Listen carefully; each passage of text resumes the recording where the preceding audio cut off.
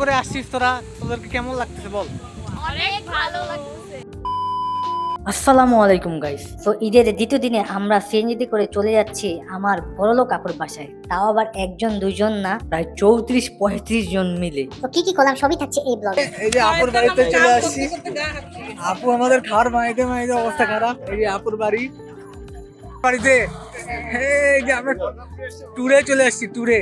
এই যে বাসাটা দেখতেছেন, এটাই হচ্ছে আপুদের গ্রামের বাসা। সবার সাথে কথাবার্তা বলে আমরা চলে গেলাম দুলাভাইয়ের সাথে দুলাভাইদের বাগান দেখতে। গ্রামের মানুষদের আসলে কি নাই, মরিচ লাগাইছে, মরিচ গাছে মরিচ ধরছে, বাদাম ধরছে। এই দেখেন পুরো গাছ থেকে তুললাম, তুলে বাদাম খাচ্ছি। এরপর চলে গেলাম লিচু খাইতে, লিচু গাছে দেখতে পাচ্ছেন এগুলো সব লিচু গাছ দুলাভাইদের।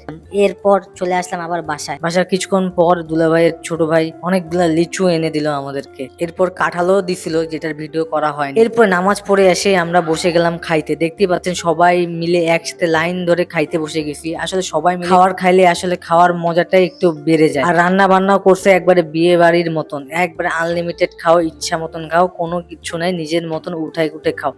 কেমন খাওয়া দাওয়ার, কেমন রান্না কেমন হয়েছে?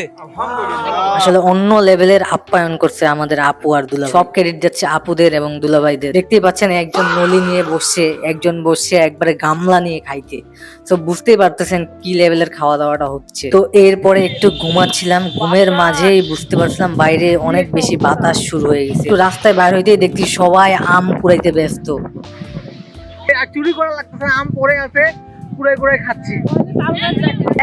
আসলে ঝড়ের দিনে আম কুড়ানোর মজাই একটা আলাদা। সবাই মিলে আম কুড়াচ্ছে, আম খাচ্ছে, আসলে একটা অন্যরকম ফিল। এরপর ওই মেঘলা আকাশ নিয়ে চলে গেলাম সবাই মিলে ওই কমলা বাগানে।